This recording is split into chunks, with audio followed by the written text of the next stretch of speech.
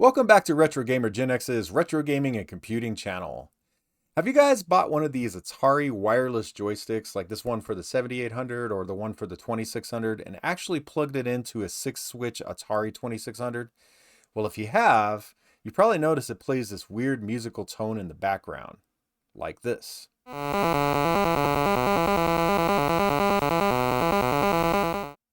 Now, this only happens on the 6-switch Ataris, whether it's a heavy sixer or a light sixer.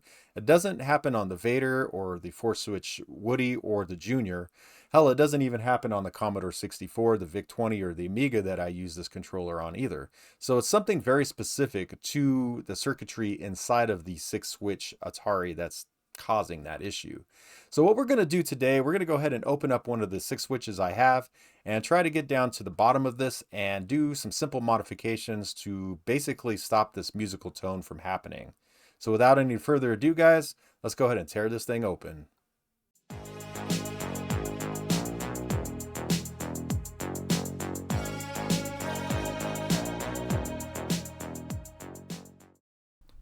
So this is the Atari 2600 we're going to go ahead and use today, guys. It's an Atari I picked up a while ago. It was a junker, and I got it up and working. It had a burnt out CPU in it, so I have a whole jar full of Atari CPUs and TIA chips and Riot chips and other crap. So got this one up and running, so I figured, well, we can experiment with it and see if we can fix this. So let me go into the sped up montage of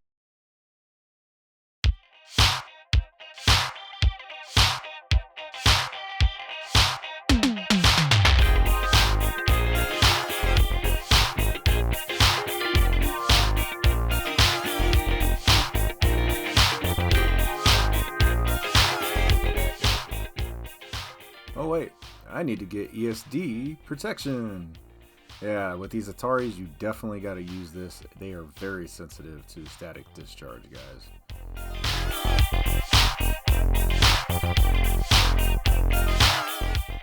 And look at this. February of 1981. Pretty cool.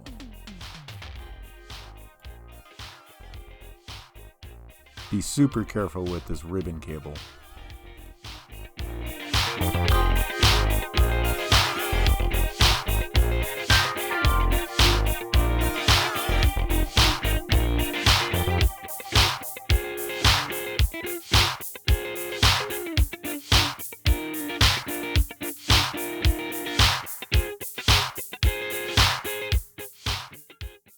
Alright, there she is, all taken apart. So let's go ahead and check out the schematics and see if we can kind of determine what the hell might be going on here. So here's the Atari 2600 and 2600A Field Service Manual. Now this is basically a treasure trove of information if you're into these Atari 2600s. Now this is only for the 4-switch and the 6-switch, so keep that in mind. It doesn't have the Junior in here at all. But basically just a ton of knowledge and a ton of information here. Troubleshooting guides, anything and everything that you would want to know about an Atari 2600 is in here. It even talks about the theory of operation and everything. Parts listings, you name it, guys. But what we're interested in today, guys, is going down here to the schematics. What we need to do is look at the power circuitry first. So there's 2 boards, as you guys saw. There's the motherboard and then a daughter board. So this down here is really just the what's on the motherboard and the pins coming out going to that daughter board. So what we got to do is actually go to the daughter board, and I'll kind of explain how the power is distributed in this as opposed to the other one. 4 hours later. But yeah, guys, as you can see, everything else is on that other rail. So this in turn is what is happening, guys. So that sound is bleeding through this VMod rail, okay? And going through whatever's on this VMod rail because there's no inductor stopping that signal.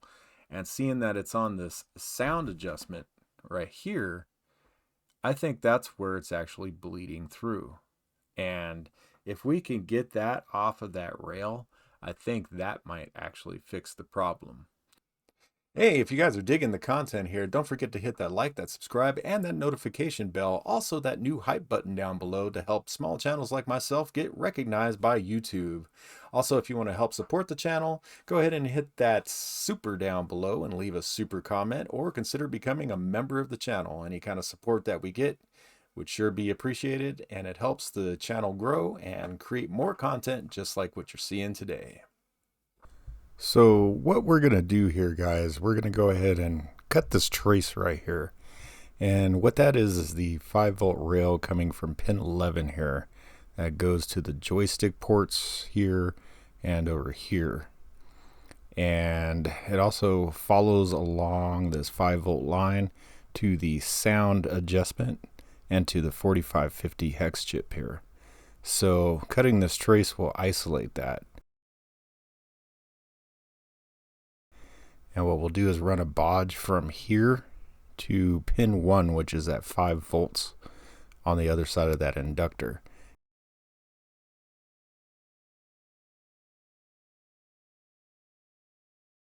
And I think by doing all that, it'll isolate this and get rid of that crazy sound that we're hearing. So yeah, let's go ahead and give it a shot, guys.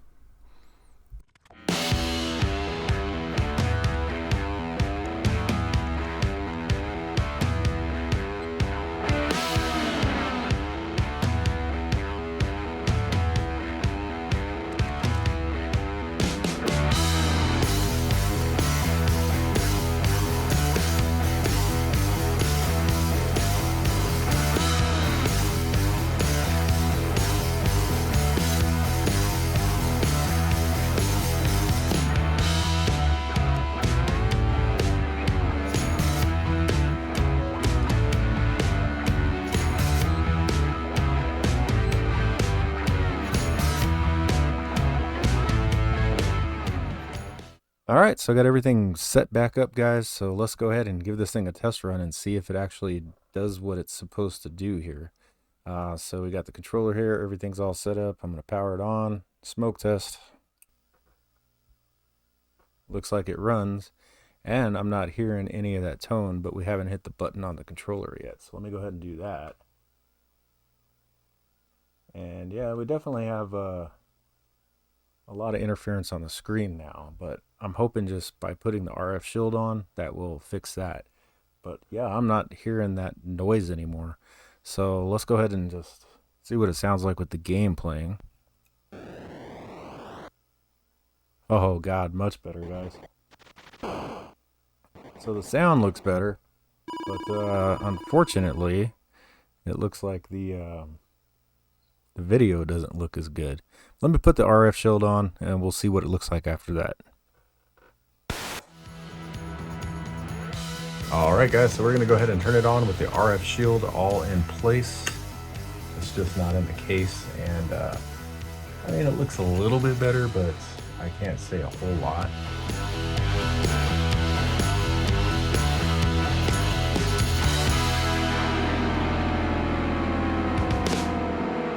All right, guys, what we're going to do is just go ahead and take this wire here that we have connected and bodged between the VMod power coming out to basically the sound adjust and to that 4050 hex buffer chip down here. And that's basically got it wired back to the way it was. But what we're going to do, there's an inductor on the video circuitry here, basically coming out of the, or going into the RF, where basically the sound and the video all merged together into one signal, and they're coming through this inductor and going into the RF modulator.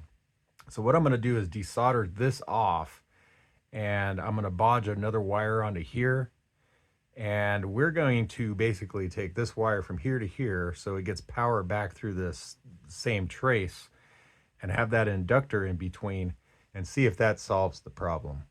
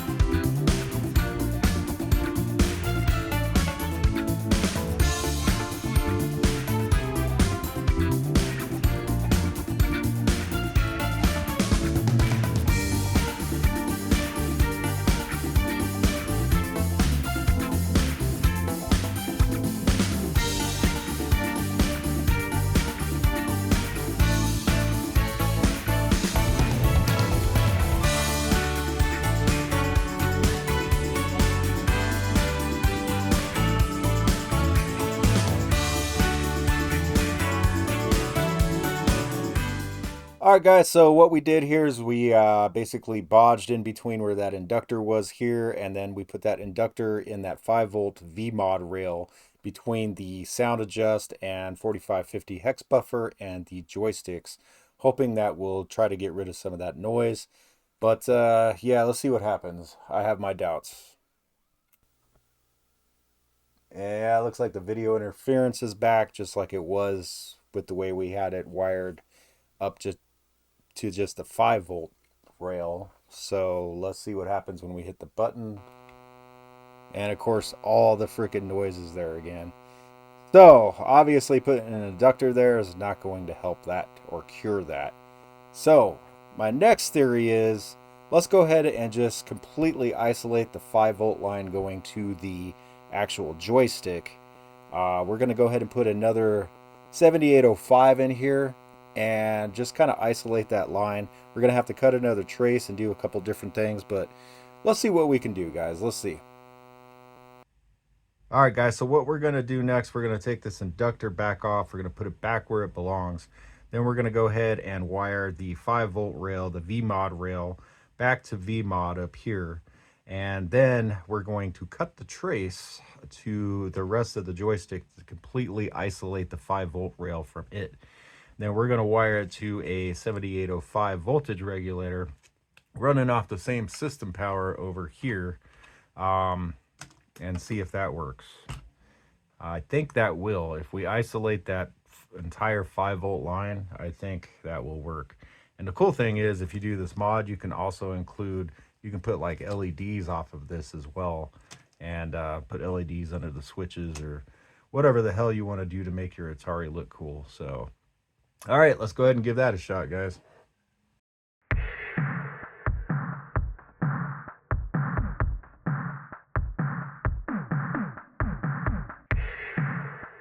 Future retro gamer Gen X here. Whatever you do, don't cut this trace like I'm doing. I'm being a dumbass right here, and I'm going to find out a little later in the video here.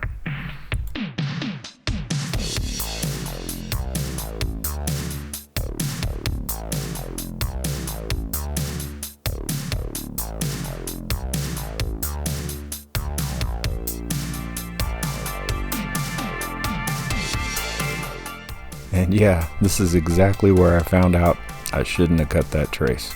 Oh well, you can always bodge it later.